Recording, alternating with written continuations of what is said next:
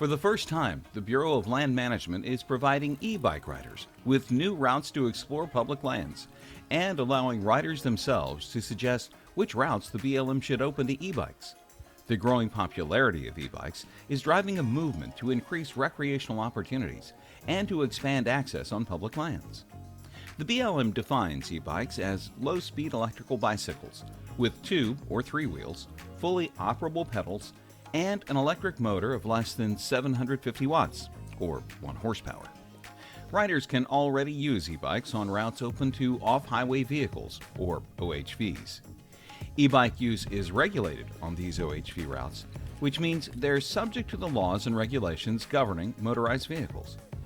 The BLM has also adopted an e-bike classification system similar to what manufacturers previously developed. A Class 1 bike uses an electric motor to assist the rider only when pedaled and ceases assistance when the bike hits 20 miles per hour. A Class 2 bike has an electric motor that riders can use exclusively with no pedaling to propel the bike. It also ceases assistance when the bike hits 20 miles per hour. A Class 3 bike has a motor that also provides assistance to the rider when pedaling, but it ceases assistance when the bike hits 28 miles per hour. Where motorized travel is specifically limited to e-bikes, the BLM manages routes and areas using this classification system. People who wish to use e-bikes on certain trails can ask BLM managers to consider that idea through the Bureau's recreation and travel planning processes.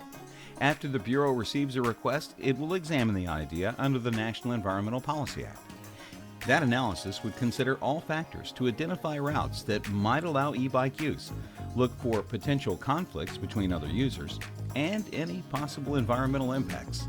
The BLM will typically take public comments on these ideas. After the Bureau completes the analysis, it will issue a decision whether to allow e-bikes on the trails.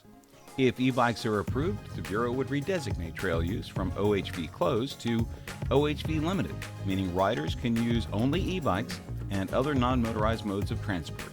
Before any final approval, the BLM will notify the public, coordinate with landowners, public partners, and relevant federal, state, and local agencies. Riders will know when a trail is open for e-bike use, as the agency will provide signs, stickers, maps, and instructions to allow a smooth entry into the newly opened areas. Learn more about how the BLM is managing e-bike access at the Bureau's Recreation and Visitor Service website.